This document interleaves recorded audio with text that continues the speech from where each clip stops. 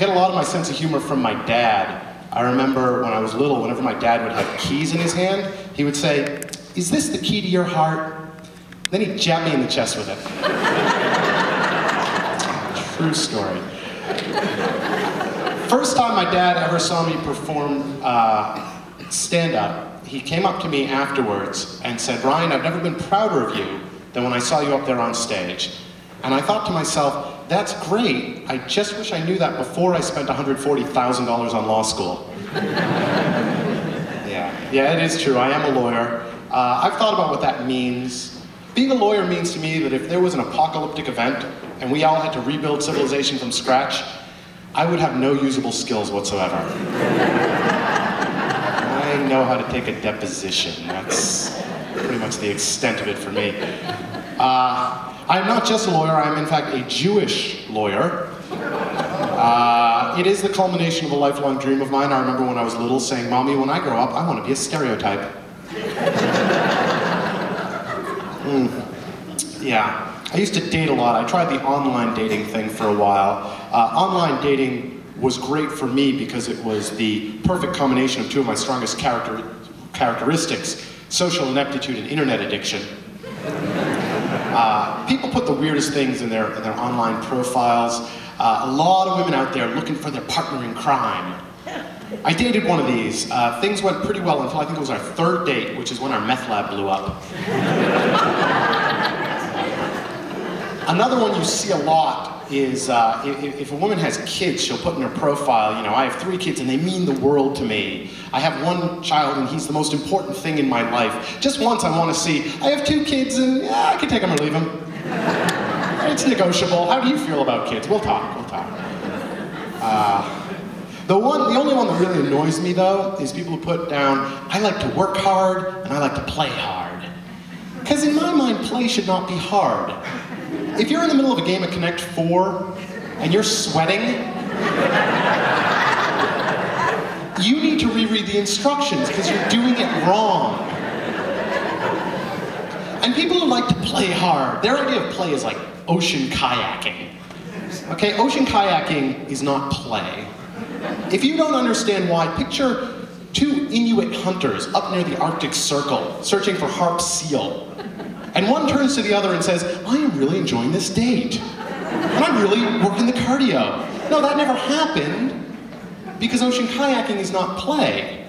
In fact, I would go farther to say that if your idea of play is appropriating the subsistence survival techniques of an underrepresented minority, you're a little racially insensitive. What are you planning on doing for your second date? You gonna go down to the plantation and pick cotton for 18 hours? Racists. Yeah. I was on JDate for a while, but I quit that site. Too many Jews. I can say that, I'm Jewish. You're allowed to laugh at it, because I said it. If you feel guilty for laughing at it, that's okay too. As a Jew, the only thing I like more than making you laugh is making you feel guilty. Thank you.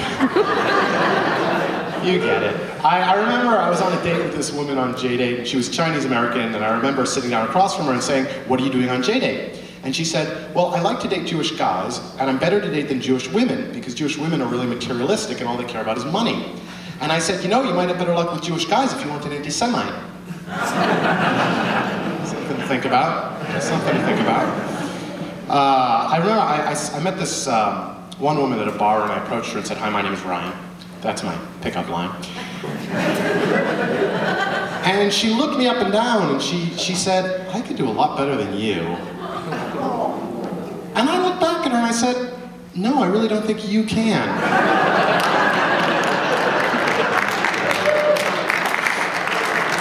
Okay. We dated for about 3 months after that. It was problematic because I love to gamble, and she would say, "You shouldn't gamble. Gambling is a sin against God." And I said, "I think you're thinking of masturbation. Masturbation is a sin against God. It's easy to confuse the two. I've been thrown out of a number of casinos." They say what happens in Vegas stays in Vegas. Apparently it also stays on the National Sex Offender Registry. Just an FYI. Yeah. I think that I could probably have met someone by now. I could have settled down by now. The problem is that I have chlamydia. No. The problem is that I have standards. You see? I'm looking for the perfect bride. She has to be beautiful and smart and funny and the whole 9 yards. I've met women with those criteria, and unfortunately I discover that they also have standards. So it kind of boomerangs back on me. Actually, I do have a girlfriend now. This is kind of a recent development. I'm still a little bit shocked by the entire thing because, for one thing, she is very, very attractive. And I normally don't go for women who are very attractive because I'm a realist, you know? And early on, I remember meeting her and thinking, wow, we have so much in common, but she's just too good looking. And I started to fantasize about maybe she'll get mangled in a car crash. And then we can be together. But no, I don't know what the deal is. She definitely, she's very attractive, she's confident, she's poised, she's collected. I mean, I'm probably gonna have to dump her fairly soon because we have nothing in common. And what's crazy to me is that she actually tells me that she thinks I'm good looking, which is just completely bizarre in my experience. And I overthought it for a long time. And finally I said, you know what, I'm just gonna roll with it. I'm just gonna enjoy it until the day comes when she sobers up. No, I honestly, I'm in all seriousness, I just have no idea what's going on. The working theory amongst me and my friends right now is that there's a dare involved. That's all I can say. That's all I figure. See, I'm very, one of the things she likes about me is that I'm very immature. Like, I'm the kind of guy who, whatever you say, I will find the rudest interpretation of what you said. Like, I was at work, and my boss is going up to a meeting with me, and she's carrying this box, and she says, hey Ryan, could you hold my box? And I giggled in the back of my bum because I'm a jerk. And I'm being obnoxious, and I said, I don't know, is it heavy? And she goes, no, it's not a very big box. It's a regular sized box. Will you hold my box? And I'm just guffawing in the back of my mind. And then I got a little treat, because she goes, is it that you're holding all that junk? I'll tell you what, I'll hold your junk if you hold my box. Actually happened. Could not write that. I was like, that is going right in the act. Thank you, boss. I appreciate that. I'm not a particularly religious man. I never ask myself, what would Jesus do? Because I think I know what Jesus would do. He would say, you should worship me. And I would say, I'm not going to do that because I'm Jewish. And he would say, well, then I'm afraid you're probably going to go to hell. And I would say, I really don't think I'm going to hell, sir. Because I'd be polite. He's still Jesus. I'd say, I don't think I'm going to hell because I don't actually believe in you.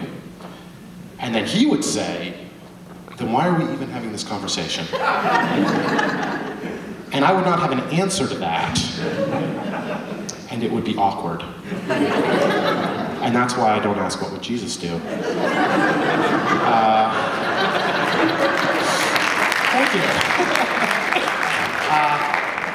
I do ask, what would Don Draper do? However, I do ask, what would Don Draper do? But that's not very helpful, because in any given situation, Don Draper would get drunk, cheat on his wife, and do something self-destructive. And that's not really helpful to me. I'm not even married. So, something I can do there. Let's see, religion. I was walking down the street in Montpelier, and I saw two bona fide Buddhist monks jaywalking. And I thought to myself, how much would that suck if you accidentally ran over two Buddhist monks? Because I think karmically, you don't come back from that. Right? I mean, like, you are coming back as some sort of insect, if that happens. And I'm picturing the guy, the hit and run driver, he's up in heaven, right? Maybe even if it was an accident, they're Buddhist monks. He's up in heaven, he's at the pearly gate, St. Peter's is about to sign him in, and Buddha shows up, and he's like, Pete, this one's mine. And Peter's like, he's a Christian. He's coming here. No, he's coming back, and he's a cockroach. That's what's happening. Anyway, like I said, I don't know. That's how I imagine logistically that sort of thing works out. What else can I tell you about me? I drive a lot. I used to live in New York City. Now I live in Vermont. Let me ask you, have you ever been driving and you're so bored with driving that you find yourself starting vendettas with other drivers just to pass the time? Like some guy in an SUV cuts you off so you tailgate him for 10 miles. Then he pulls into a rest stop and you follow him into the rest stop. Then when he leaves his car, you let the air out of his tires. You guys do that too? Okay, good. I don't feel so bad. There's this one billboard I pass a lot.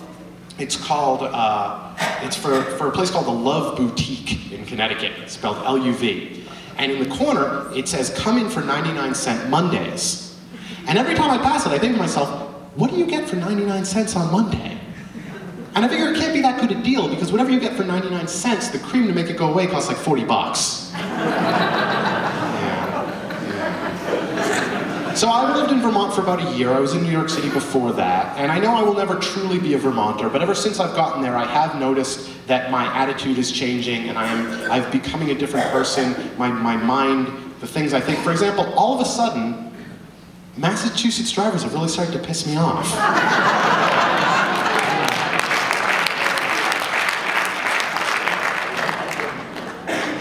I knew that one worked in Vermont, and I just guessed it would work in New Hampshire. What are the odds?